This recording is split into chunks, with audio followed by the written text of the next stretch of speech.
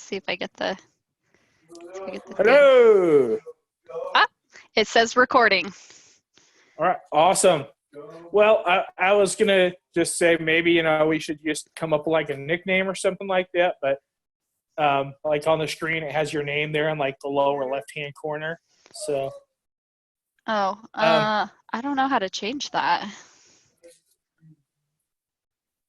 Does that matter? I'd say that's entirely up to you. I mean, if you're yeah, I don't really care. Okay, because if you're comfortable with the like half a dozen people that actually watch my YouTube channel, like knowing your actual name, then we'll leave it there. But I'm fine with it. I'm fine with it. It's not a problem. All right. Well, we're just gonna keep recording and rolling with this then. So. Okay, sounds good. So this is Drunk Tarot. So, I am that much rummin'. I'm only like 2 shots in. So. Yeah, and well, the other can that I had looked different than this one, but a can similar to this one in.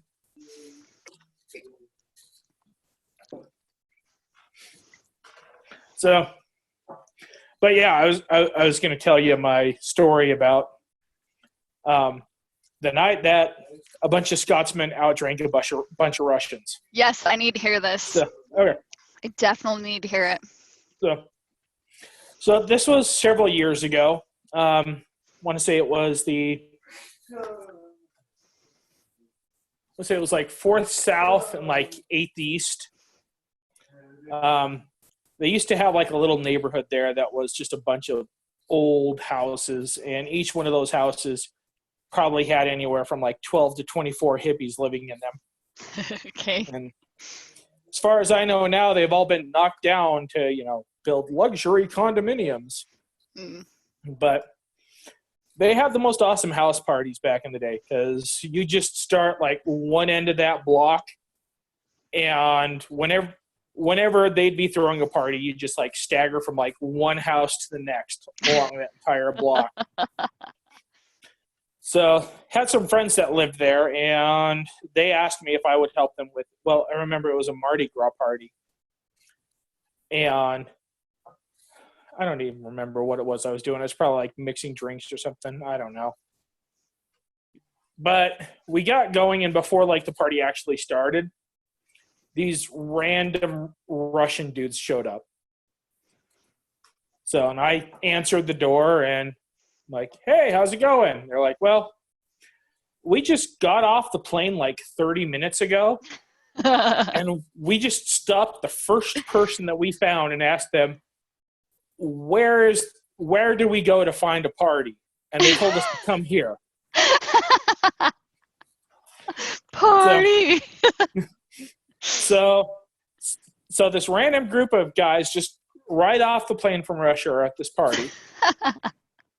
And then soon after, there's a bunch of, like, now I don't judge one way or another. Like, I'm cool with whatever.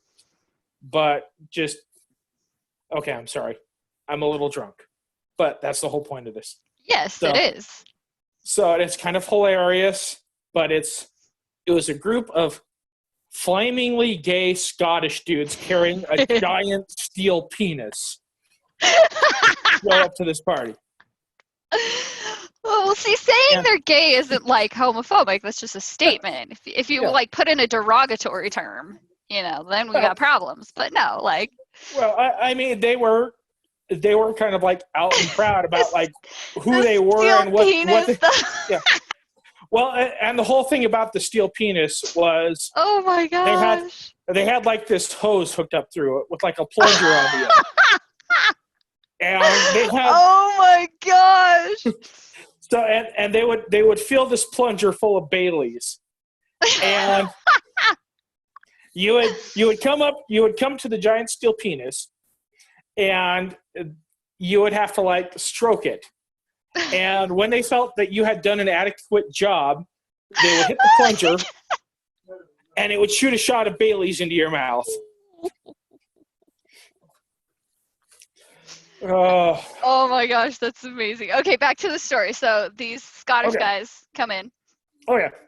Well, they had me pegged right away. Okay. When they walked in and they were like, they took a look at me and they're like, bro. I'm like, what is that? We're like, dude, come on. Like, you're one of us. Like, well, what do you mean by that? And they're like, you have like Scotsman written all over you. Like, Scott. I'm like, okay, well, you got me pegged. Yeah. So I had an in with them already. But of course, at some point during the night, it kind of devolved into this battle of we had the gay Scotsman with the giant steel penis versus the Russians that just got off the plane like half an hour ago before showing up at the party.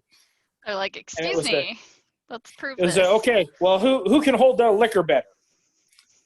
Scotsman or the Russians?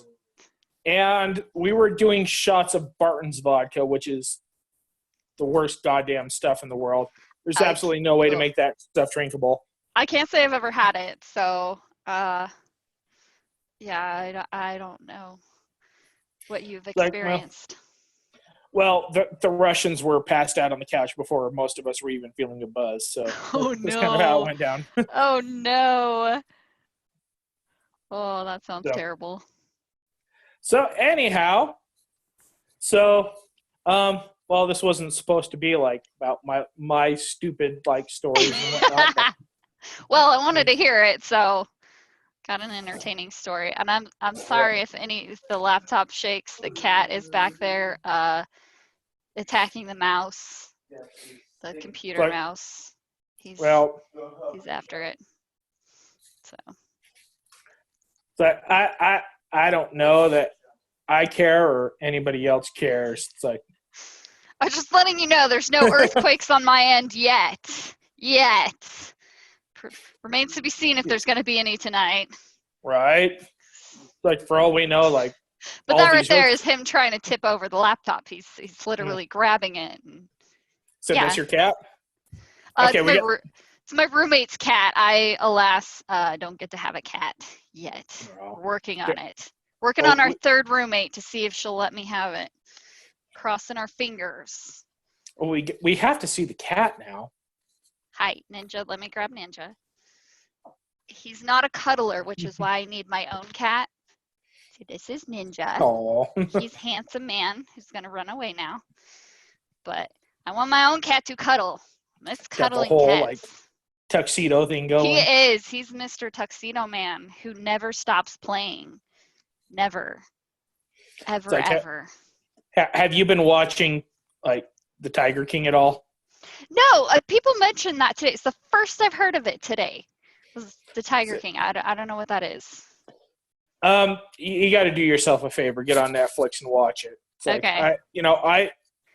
I know some crazy people. Like, you know my roommate, for one. Yeah. Love that dude to death, but he's like crazy mad scientist. Yeah. But I am like, after watching that, I am very glad that I do not have any like big cat fanatic people in my life. That's a level of crazy that I don't know that I could handle at all. Well, I'm going to have to hop on there and watch that then. All right. Okay. So we're doing Drunken Tarot. Tarot. Let's get some tarots going. Get some tarots going. Okay. So normally the way that I start off, just to kind of, get a little bit of background. Like, when's your birthday? June 6th. Do you need the year? I don't need the year, but I just didn't know if that was necessary or not. I don't care. So sometimes, like, I'll try to go a little bit deeper because I'm like, June 6th, you're a Gemini. Yeah. So. Oh, like through and through. It's, yeah.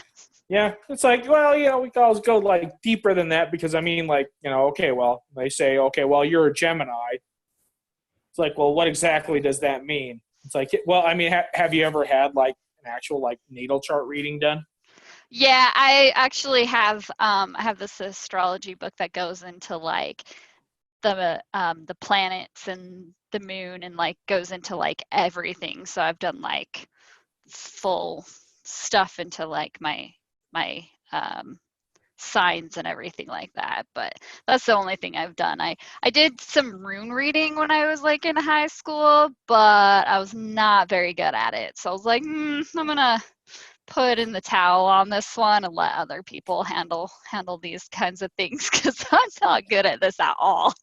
I was gonna say, well, if So you're stereotypical Gemini, it's like you put your hands in a lot of different things. Like you have to try yep. like everything. Oh You're yeah, like, I'm like, dude, I want to see what this is all about. This is pretty cool. And then I'm like, yeah, all right. Other people are better at this. I'll let them do it. okay, So, all right. Well, do you know what your moon sign and your rising sign is? I don't remember, to be honest. It's been so long ago since I did that. So Yeah. it's, I have it written down somewhere. It's like But I think probably one of the more important things with most of the readings I do is trying to figure out like what their Venus sign is. yeah. Because say like, yeah, probably good like 80% of readings I do or whatnot. People are like, well, I started dating this person, and is this the one? Yeah.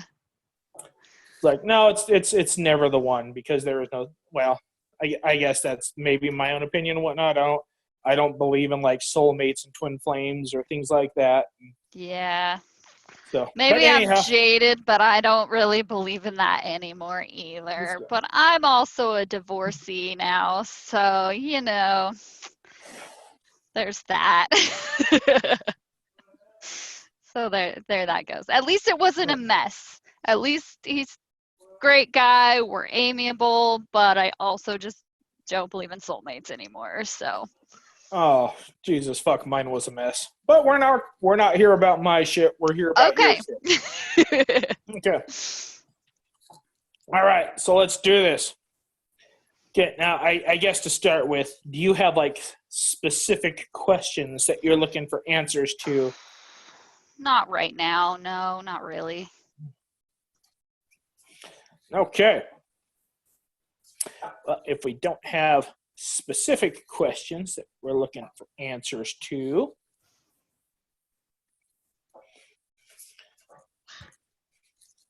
let me figure out how I'm going to do this. Okay. Sounds good. So, I mean, I can okay. make up specific questions if you want. So, well, guess so. I've come up with like this method that I use. Okay. That it's like, and this method is kind of it's a typical reading using this method lasts like 2-3 hours. Okay. Which try not to go like as far as that in depth with this because I mean this is just hey well I don't know about you but Yeah, I'm getting there. I'm definitely getting there. So but I don't even know where the hell I'm going with this. Okay.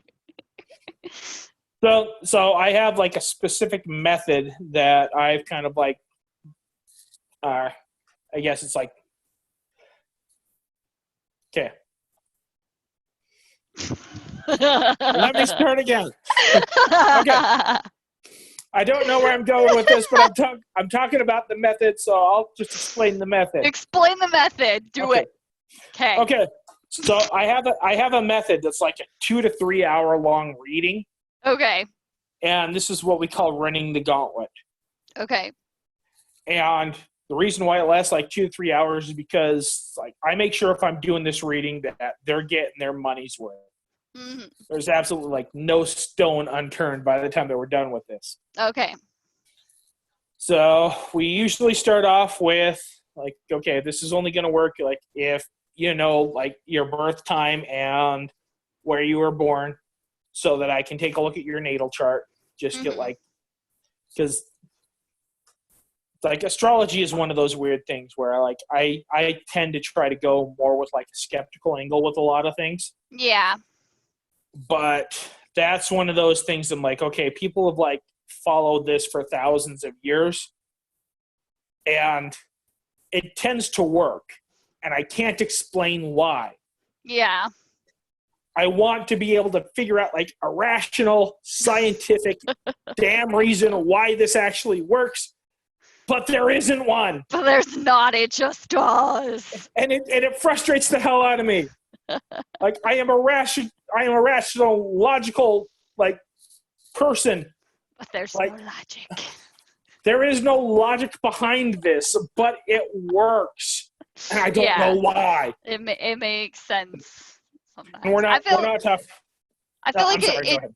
No, you're fine. I feel like it doesn't until you start to get deeper into it, though. I feel like on the surface level, it's really like, okay, whatever, you know. But once you like really start to dig into it, that's when it starts to make sense. And you're like, oh, that's a little spooky for me. Like, that's a little bit too accurate for my comfort level. Thanks. Stop doing that, please. Well, and I think that's something that, because I mean, if you're just going with like weekly horoscopes, things like that, those work by just being so intentionally vague that anything that they write could apply to anybody. Yeah, well, people like to fit themselves into boxes too. They're like, oh, I could like, they subconsciously make themselves like make it apply to themselves a lot of times. So you got to be careful of that. Okay, so we're going off on tangents now. Yeah. Okay, so the reading. Okay. We'll get there eventually. So, but yeah, I mean, and I'd say if you're going like for an astrological reading, there's various different websites online and whatnot that you can get, but anything that they do as far as like a natal chart reading, it's just going to be a lot of like copy and pasted bullshit. But if you find like an actual astronomer that can dissect your natal chart, it gets kind of scary. Yeah. So, and I guess just for anybody else that might be watching this, kind of like tying everything together as far as what running the gauntlet includes. So, running the gauntlet. Okay. So first, first I'll dissect just the basics of somebody's like natal chart, going, you know, further than just what their sun sign, because normally most people just do like sun sign, moon sign, and your rising sign. So I'll go a little bit further than that. Won't go like as deep as like a full natal chart reading, because I've tried to do a couple of those, and that is some serious tedious bullshit trying to like put one of those together for somebody. Oh my gosh, I've done that for like 2 people, and I was like, never again. Never again. It's so much. You know, I've got 2 people that I still owe natal chart readings to, and I'm working on it, but it's serious, tedious bullshit. So Bear rough. with me. It's so rough. I can back that statement up for him. Be patient. It's not fun. So I'll start with that, and then we go into I have an oracle deck that's called the Dark Mirror, and it's pretty much what the name implies. That deck is not a fun deck at all. It's entirely okay, are you willing to stare into the dark mirror and see what your demons actually look like? Well, goodness, I'm doing that with therapy. Yeah. Well, I'd say a lot of what I do, it's like it's not a good replacement for therapy, but no. I'd say a lot of the readings that I've done with the who knows how many readings I've done have usually started with okay, let's do this just as fun, and end with you need an actual therapist. Yeah. So. Yeah, well, I mean, that's a good thing then, because I think most people do, and they ignore that. Yeah. Well, I mean, let's be honest, with like our healthcare system as it is right now, who can afford that? Oh, yeah. But I'd say, you know, with most people, it's as long as you've got like a good like inner circle, like people that you allow into your inner circle. Yeah. And people that you can actually trust with dealing with like your innermost like demons and things like that. And like they trust you to be able to do the same. It's like that alone. Well, it's difficult to get there, but I'd say if you cannot afford an actual like psychiatrist or psychologist, then actually having like a good circle of friends that you can actually like feel vulnerable around. Most people don't even have that. So anyway, okay, I'm gonna stop drinking right now because okay. So we start with your. Running the gauntlet starts with your kind of astrological makeup. That's your factory settings. Nothing. Then we go into your inner demons. Demons. Then we go into kind of a breakdown of past, present, and future. Okay. And then we finish with, where we're at right now, which is tarot, which is best suited for like specific questions and tying up any loose ends. Specific questions. The only question I have is, am I going to end up alone forever? But that's a romance question. That's so lame. Romance questions are lame. This is a very common question, and this is why I was saying earlier, it's, as far as like figuring out people's astrological makeup and whatnot. I just spilled vodka all over my face because I'm a train wreck. Like, absolutely no judgment here because, you all see like what I'm at right now. But it's like, are you going to be oh, there's my roommate Glenn. He just roommate Glenn. Hi, roommate Glenn. Hey Glenn, how's it going? So great. It's like, Glenn says that things are going great. So anyway, okay. I think he's going to come over and say hi. Hi! How are you? I haven't met you yet. You need to come to craft night. I know, I do. I'm scared of dying of the COVID, so. I don't blame you. We're weird. Oh, so it's not weird. I'm really weird too. So it's not so much that right now. I'm also really shy. When no one's at risk of getting sick, we need to make things. Yes, that needs to happen for sure. Okay. So that was Glenn. He's awesome. Yes. Okay. All right. So the question is, are you going to be alone forever? And the answer is, okay, I shuffled the cards. I pulled one out. Okay. And it's shiny. Are those shiny? Oh, yeah, they're shiny. It's like reflective. It's like, what's this one here? Okay. So the answer there, we have 7 of swords. Seven. So, I was trying to do a VII, but I can't because this is a V. This is a 2. So it just looks like I'm doing peace signs. So the answer to that really is,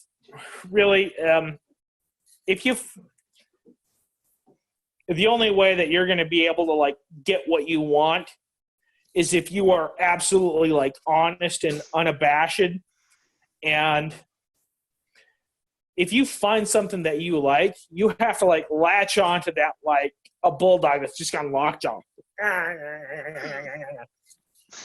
So if like a guy comes along and you're like, okay, I'm interested in this dude, or if a girl comes along and you're like, okay, I'm interested in this girl, or if okay, it's like I'm trying to like, okay, if there's like a non-binary If a human being, because I am only interested in human beings. So how about that? Human beings. Well, okay, well, me specifically, you're talking to me, and I'm interested in human beings. So if a human being comes along. Okay, well, a human being, but then again, I'm not even sure that I'm from this planet to begin with. So if something that has any kind of biological, like physical form and can copulate in any kind of way whatsoever comes along, and you have any kind of interest whatsoever, and there is room to be able to actually manipulate that kind of environment where they're like not actually tied down in some sort of manner or whatever. Okay. You're going to have to be the one to make the moves there. I mean, I'm okay with that.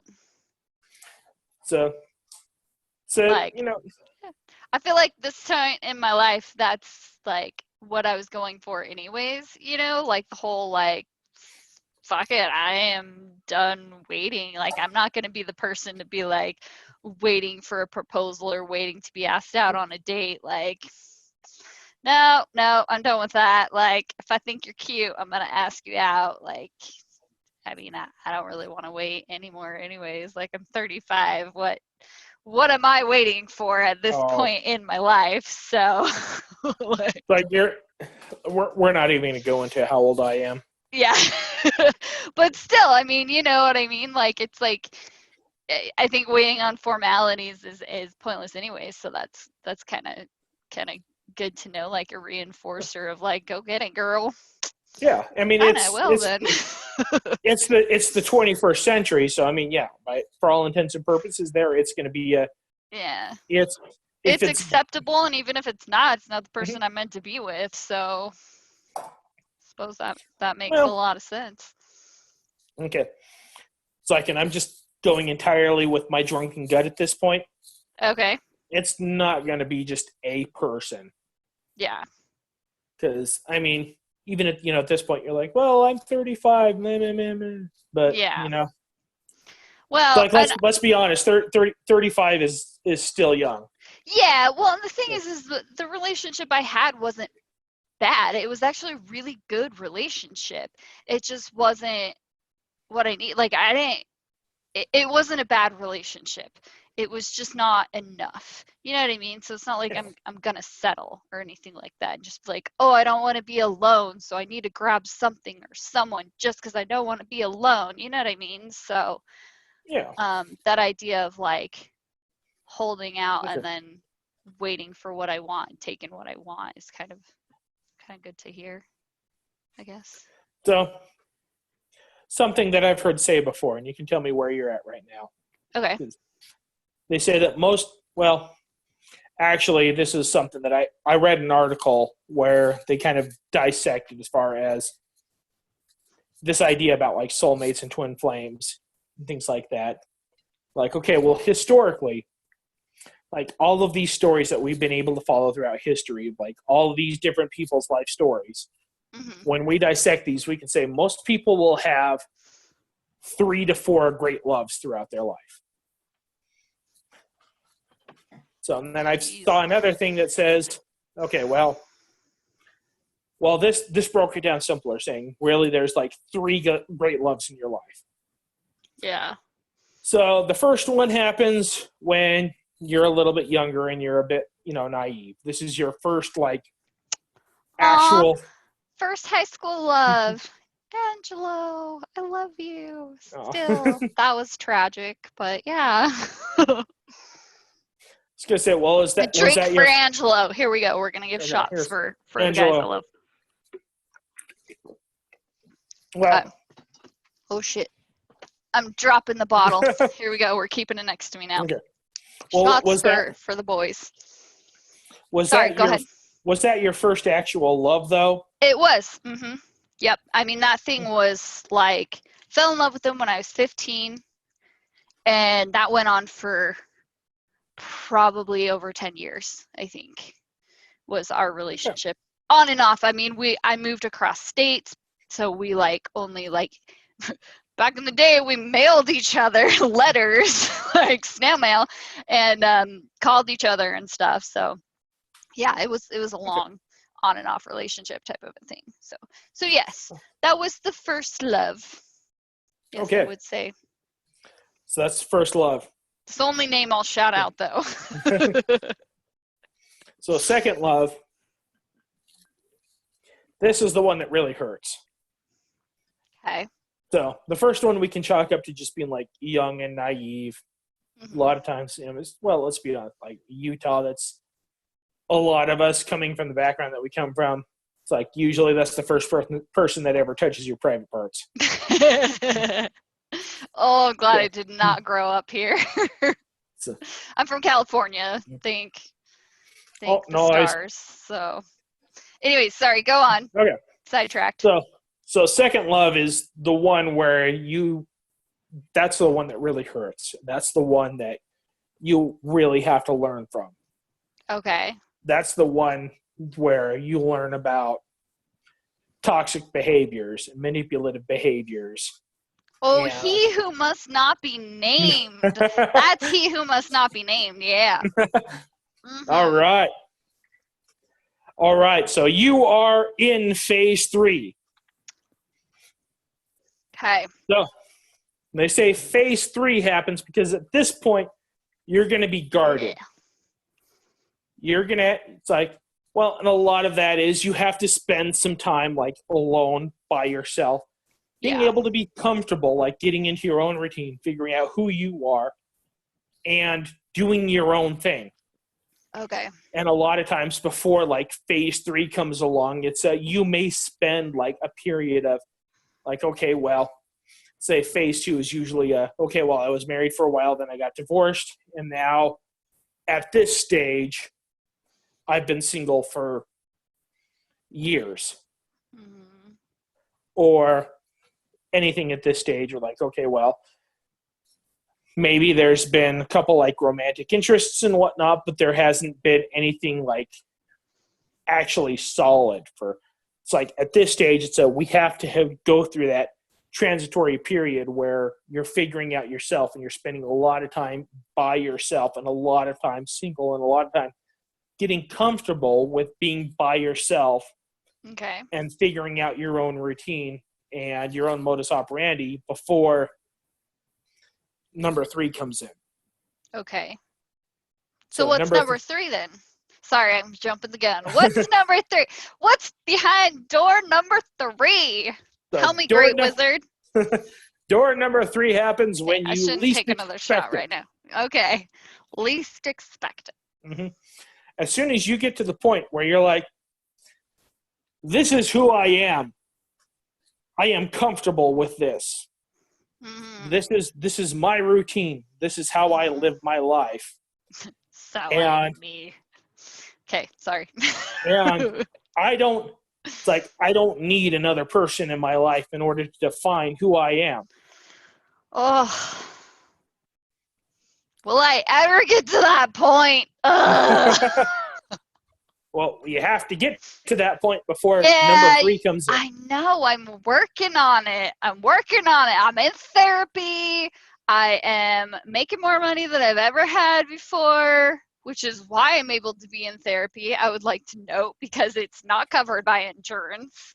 So I am paying out of pocket DBT therapy. Shout out.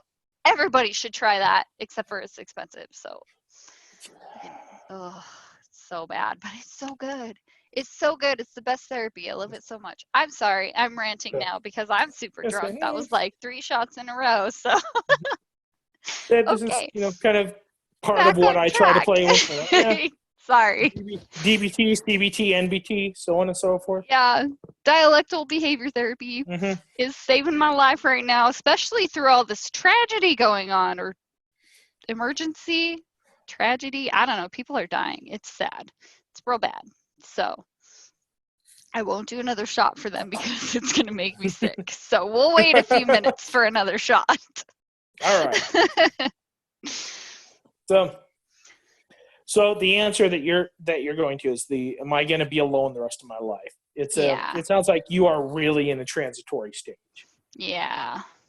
And in order to get to that point, there's a few things that we see going on here. First, you have to get to that point to where you're comfortable with who you are. You're comfortable with your routine. You are whole by yourself without having to have anybody else in the equation. Oh, yeah. Oh, that's so rough. Why is that so rough for people? Oh, I hate it. I've been with someone for so long. My marriage was 11 years. 11 years. That's a third of my life being with someone. third of my life. Oh, Oh, so I feel you there. Mine was 13. Oh, right. Heart to heart, man. That's Yeah. hard. That's hard. Not easy. And then before that, luckily I've got roommates right now with the self-isolation thing. I think I would go bananas if I did not have roommates. I think I would die. I already have to like stay in my room though because it's so cold. So cold. I live in a 100-year-old house and it's freezing here. So I like have to stay in my room. I can't like wander the house really. It's terrible. This is a terrible time. Well, it's like it kind of sucks right now because like, well, like I don't know, what is this, like the third winter that we're experiencing now? Right? It's like, yeah, man, it's getting warm. And then suddenly I look out and it's snowing. I'm like, what? Why, though? Right? You give me earthquakes and now you're giving me snow. Like, where is all of this coming from? I don't understand. Fine. I'll just. I mean, it was like nice and like 60 degrees like a week ago, and now today we Yeah. get snow. Yeah. 2 days of snow. Thanks, guys. I mean, at least I'm working from home. So I am grateful for that. There's a lot of things to be grateful for. I'm not going to lie, but just saying, it's getting real rough here. Gotta hold on to that sanity. Oh, yeah. I am lucky I have my roommate's cat. I'm playing with him with this little toy right here. I don't know if you can see it shaking in front of my face. He's going bananas for it. I love it. It's great. I am so off track right now. I'm sorry. Totally cool. But I think right now, as far as like that question that you asked, as far as the am I going to be alone forever thing. Okay. Okay, right now really is that transitory phase. So the universe is kicking you right in the asshole. And you don't have a choice right now but to spend a lot of time with yourself, figuring out who you are, you know, what it is that you're all about, what it is that you really want. Yeah. And my gut is telling me it's like once this is over, well, I don't think that it's going to be just you're going to find like one person and then that's going to be it. Yeah. There's going to be an experimental stage once this is over with. Mm-hmm. Well, I mean, you're a Gemini. You're cool with like with experimental stages and whatnot. I'm like in a forever experimental stage. I feel like that's my life. Yeah. It's like, but what's going to happen is once this is over, anything that's going to happen, you're going to be the initiator. Okay. So it's like anything that you find you like and you want, it's not going to come to you. You're going to have to go after it. You're going to have to latch onto it, and you're going to have to play around with it. And I think a lot of what you're going to be seeing after this stage is over is you're going to play around for a little while, and then you're going to get bored. I get bored so easy. It's so bad. Well, you're a Gemini, so it's to be expected. Oh yeah, finding someone or something that can entertain me for long periods of time is so rough. It's so rough. I wish that I was not this way, but I am. That's why I never get good at anything. Like, that was one thing with my ex-husband. He's always like, oh, man, if you want to get good at this thing, you got to do this. I'm like, but I don't want to be good at this thing. I just want to try it, and then I want to try something else, and then I want to try something else, and then I just want to try – I think I want to try this now. Like, I don't want to get good at any one thing. There's so many cool things to do. Why would you ever want to get good at anything? There's so much to life. It's so full. There's so much, you know, like. You realize you're answering your question right now. Shh, stop making sense. Stop. Yeah, I guess that's true. It's hard though, man. Dating seems hard. Like, I haven't been looking for guys because I'm just like, oh, I don't even want to deal with like Tinder with guys right now. So I've been looking at girls. They don't answer you. women are the worst. And then I talk to like my coworkers and I'm just like, guys, women are the worst. And they're like, yeah, sometimes I just get on Tinder to see who like me and then I don't answer them. I'm like, you guys are the problem. It's you. You are the ones who like will talk to me for a minute and then stop answering. That's my rant on Tinder. Sorry, we're done here. So anyways, yeah. That's me in a nutshell, I suppose, right now.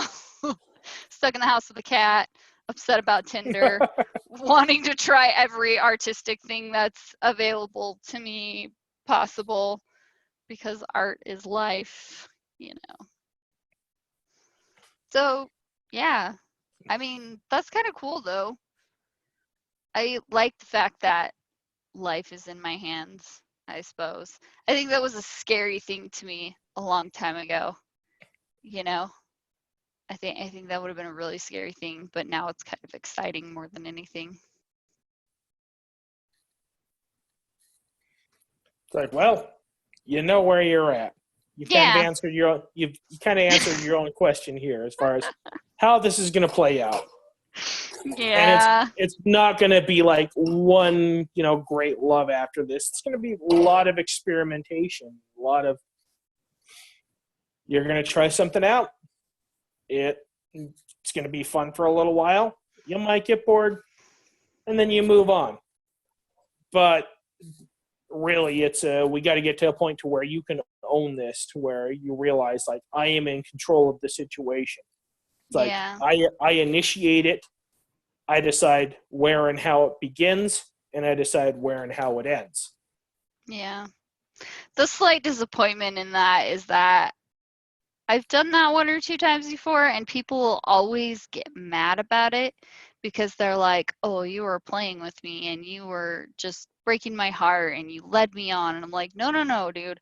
Like, the moment I knew this wasn't going to work out is the moment I told you that this wasn't going to work out. Like, I went with things and I thought it was going to, and then I told you the second it wasn't going to work. And that's why I told you the second it wasn't going to work. And people are, I don't know, you can't control that, I guess. If people are going to get mad about it, they're just going to get mad about it. But I'm going to have to deal with that, I guess. People are going to get pissed. But this isn't high school anymore. This isn't like college anymore, This is a lot older, and hopefully people will be a little bit more mature about it. Well, and the trick there is just to be entirely honest with your intentions from the get-go. Yeah. So, if it's something that's going to last for a while, it's something that has to be able to maintain your attention for a while. It's something that has to be dynamic. It has to be interesting. It has to have a logical progression from point A to point B, so on and so forth. It can't be just the same routine over and over again. Yeah. Otherwise, you're going to get bored. It's going to kill your soul, and you're eventually going to be like, I'm not emotionally invested in this and anymore. I think I've got to keep that on me too. I've got to not just depend on the other person and keep things interesting too. I think, like you were saying, like the whole fact that like I've got to take initiative. I've got to take initiative with everything, I think. Mm-hmm. And that's one thing I have a problem with, is that like I depend on people too much, and I think it's more that I need to start taking initiative of like finding my own entertainment too, not just with myself, because like I have a bazillion things to entertain myself with. Like I have so many art projects, I have so many like TV shows and all of that stuff, but like with other people, I feel like even that, like I could probably find things to do with other people. And so I feel like if I decide to start a relationship with someone, or decide to just find someone to entertain myself with, that sounds really bad, but like find someone I like, that I should not like give up so quick and try things with them, try different things with them, instead of just like easily being like, oh, well, they didn't want to do this, so I guess it's over now. You know what I mean? Not give up so quickly like I've been prone to do in the past. So taking the initiative, I think, is a key takeaway for me from this, is just being an initiator, which I'm not great at.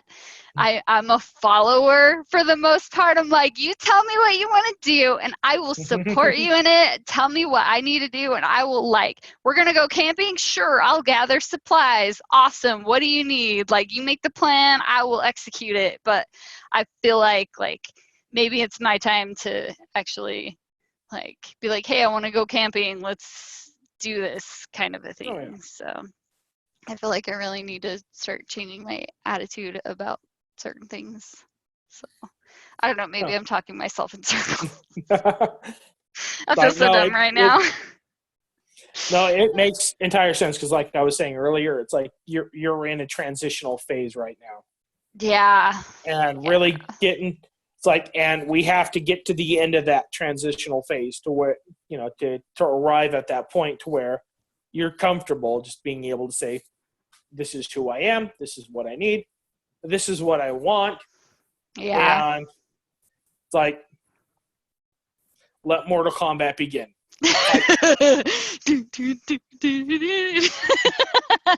Fight! Oh, man. So, yeah, I guess that's true. So the answer to your question of, you know, am I doomed to be alone the rest of my life? The answer is no, but you are in complete control of that situation. And there's not going to be just like one great love after this. There's going to be several different experiments before you find something that you're like, you know what? This one here, this is worth holding on to. Okay, that makes a lot of sense. I mean, it's slightly disappointing because it's like, oh man, I got to go through a lot of shit. I don't want to go through a lot of shit. I just want to find it. But, you know, part of that's exciting because I do like new adventures. So I'll just have to look at it like that. Like, I love new adventures. Things are fun. Yay, me. Like, I like fun, I guess. But obviously right now it's not very fun because I can't do anything right now. Right? I'm stuck with a cat that's not mine. He's adorable though. I love buying things for this cat, even if he's not mine. He's so cute. But this is this is the once again, this is the transitory phase. This is the time to really like work on yourself, figure yourself out, figure out who you are, what it is that you want, what it is that you need. And then once all of this coronavirus bullshit and whatnot is over with, that's when it's time to really like move forward with like a renewed sense of purpose and a renewed sense of self, and realize that anything that's going to happen here, it's because I'm going to have to take that bull by the horn and make it happen. So it's a good time of contemplation almost. Mm-hmm. Self-reflection. Reflecting on myself. Through a camera, I'll reflect on myself with you people, wonderful people. I'm reflecting. Oh my gosh, I need to stop drinking right now. Fuck drunk. I don't even know what I'm saying, but all of this is making sense at least. I may not know what I'm saying, but this is making sense to me in my head at least. So I'm glad for that. All right. Well, you have any other specific questions that you want to throw at me right now? Not really. It's just so lonely right now. And it's just so hard. So share with you a joke that I've heard. Okay, great. Jokes are wonderful. Yes. About Geminis. Geminis. Oh my gosh. We love jokes about ourselves because we're fairly selfish. We don't think that we are, but we know we are. We're narcissists. Like, we're so full of ourselves. We just pretend we're not. Okay, go ahead. Go ahead. So the joke is that Geminis, for the most part, are entirely indestructible. You can shoot them, you can throw them off the top of a building, you can run them over with a car, and they'll still be okay. The only way to kill a Gemini is to lock them in a room for 5 minutes with absolutely nobody to talk to and absolutely nothing to do. I would die. I would die. It's true. It's true. You would kill me with nothing to do. Or yeah, I would find a way to just destroy myself. It's true. It's true. I couldn't do it. I couldn't survive. My pain tolerance is crazy high though. I gotta tell you what. I'll tell you what, man. I got rid of my baby makers because I was just like, my pain tolerance was so high that it was at a point that I was like, nope, this is too much. So I was like, I'm getting rid of those kid makers because I can't take it anymore. And so pain tolerance was high, but it was not high enough.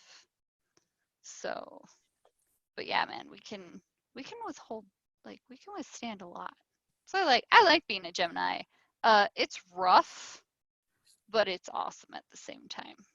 So for all you Geminis out there, we are amazing.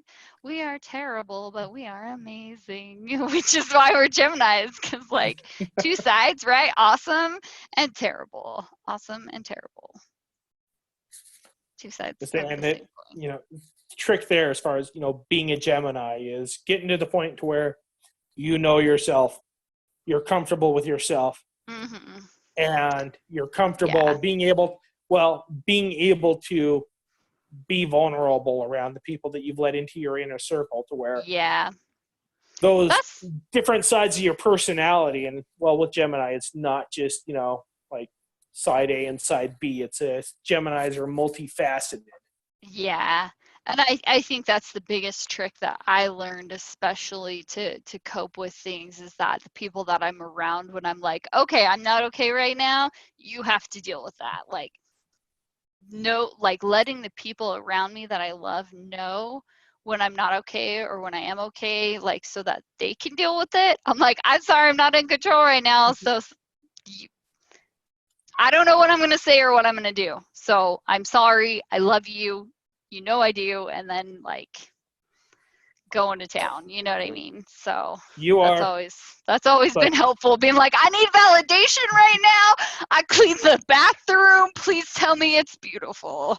It's beautiful. Yes, validate me. Thank you. Thank you. I know I did wonderful. That's fabulous. So with that being said, that tells me you're a lot more of a well-balanced Gemini than some of the people out there. That's because I've gone to therapy, bro. That's because I've gone to therapy and I am on medication. I'm also bipolar type 2. So I'm on medication. I've gone to therapy. So I am doing better than I used to. I'm much more well-balanced than I used to be. So knowing that I need validation and asking for it when I need it, being around people, getting away from toxic people, like that was the hardest thing. Getting away from toxic people in my life was so hard because some of them were family members. Some of them was finally being like, you know what, you add nothing to my life. You have nothing to give me. You only have negatives. You only bring me down. And just cutting even family members out of my life was huge. So only keeping positive people in my life, going to therapy, getting medication because I needed it, only because I needed it. Because I think medication, if you don't, sometimes just cutting bad people out of your life is enough. Like sometimes all you need to do is cut the bad people out of your life, and you're like, you know what, actually that was the problem. But some people do have chemical imbalances and actually need medication. Mine runs in the family, so I actually did need a balance. Something that I've seen going around says, you know, before you diagnose yourself with depression, you really just got to ask yourself, am I really depressed, or am I just surrounded by a bunch of fucking assholes? Exactly. Yeah, and I know some people who are like that, who are like amazing people and doing great, and then like over time deteriorated. And I'm like, okay, but who are you hanging out with? Like, your friends are absolute shit. Like, get them out of your life and I think you'll be fine. Like, or they're going through really hard times. Sometimes people go through like just really hard depressive times, and that's fine. Sometimes that happens, and like no one will judge you for that. Well, okay, people are going to judge you for it because they're assholes, but no one through problems is going to judge you for that, because that does happen. You have legitimate depression. It may not be like clinical depression or long time, like, you know, depression that happens forever, but you'll have depression, go through it, and then you get through it, and then you're fine again. And that's great. And I think that's awesome that you can overcome it, but doesn't necessarily mean you're going to have it forever. So I think some people have it forever, and then some people are able to get over it. So there's like a difference between the two. So, well, I think you've hit like a big, like, important point as far as like psychiatry and psychology and just like depression and mental disorders and things like that in general. And that is really the asking the question of, okay, what it is that you're going through right now. Is this just circumstantial, or is this part of your biological makeup? well, one thing I do with my psychiatrist actually is when we're messing with our medications, I'm like, okay, right now, do I need to adjust my medications, or is it just an issue that I'm going through? So like right now, it's like, okay, my medications are working. I just know I'm going through a distress situation, so I don't need to adjust my medications. So we're not changing my medications, which means for normal people, you don't need medications. But I need some sort of therapy to handle the extreme situations we're going through.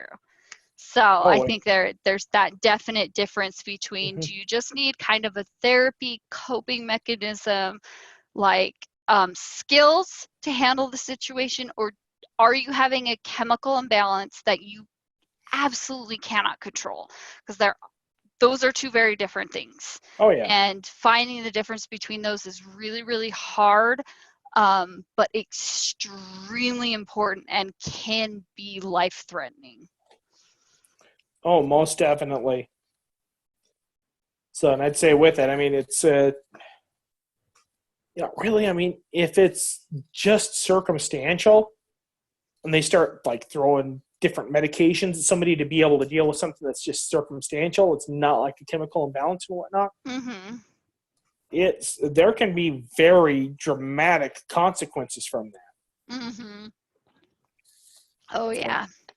Or spending the wrong medications for the wrong thing. Yeah. I was diagnosed with depression first, before I was diagnosed with bipolar disorder, and so I was on the wrong medications for like 4 years, which was okay for a while, but then it got real bad. So well, I'll say something a little controversial here, rough. but let's be honest, with like most psychiatric medicine, a lot of it is just like let's throw this at the wall and see if it sticks. Well, I went to a general practitioner for it, and they were the ones who diagnosed me with like general depressive disorder. And so then when I finally years later went to an actual psychiatrist, they're the ones who diagnosed me with the proper diagnosis. And I was like, oh my gosh, this makes my whole life make sense. And it was like the biggest relief in the world to finally understand my disorder. I was like, holy shit, my whole life makes sense. My whole life.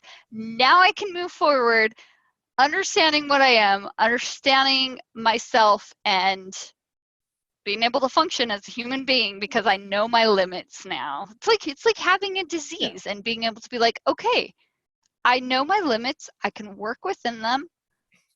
This sucks, but I can work within it, and I know how to now. I'm equipped with more information. Like, and I'd say for the sake of anybody that might be watching this, so really there's a big difference between like generalized depression, major depression, and chronic depression. Yeah. And they also kind of classify those the same way as far as like a generalized anxiety, major anxiety, and chronic anxiety. And generalized and major, these are things that are usually like circumstantial. Mm-hmm. Or I'd say like, and once this might be like, there's a little bit of like trying to operate through like the boozy fogginess right now. But okay, and you guys can all correct me if I'm wrong, but I believe like generalized is more has to do with like things that have happened in the past. Like, major is just current circumstances are fucked. And then once you hit that chronic stage, that's when you're like, you need to see a psychiatrist, not a general practitioner, not a psychologist, but you need to see a psychiatrist because you need drugs, because this is a chemistry thing. Yeah. It's true. When I finally started getting anxiety or symptoms of like anxiety and other things, that's when I finally, especially my ex-husband, was like, no, you need to see an actual like psychiatrist for this, because this is not enough. Something else is going on. So when other symptoms started showing up, it just was different.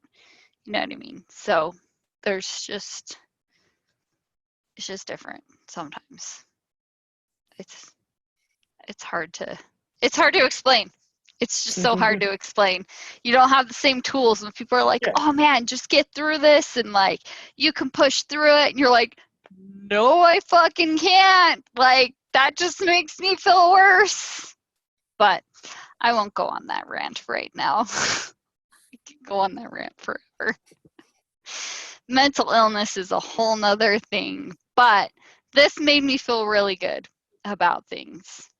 So it gave me a bit of relief in a time of stress. So I appreciate that. Yeah, buddy. All right. Now it makes me want to bust up my astrology books again and like go into that and be like, oh yeah, what are my signs? Where did I put that paper with all my information on it? So you say, well, I'm not a hard person to get a hold of, so do you ever want to like go in depth over any of that stuff? Like, cool, I'll probably hit you up. Awesome. But I guess before we sign off, do you have like any other major questions that you want me to draw a card for? No, that's probably it. I think right. that's the big one. And then I'll probably hit my own astrology chart and then hit you up for for some other stuff. So I appreciate your time, and I am sufficiently drunk for the night. So all right, and I appreciate your time too. Yeah. And I really gotta pee. Okay, yeah, me too. All right, talk to you later. All right, bye everybody.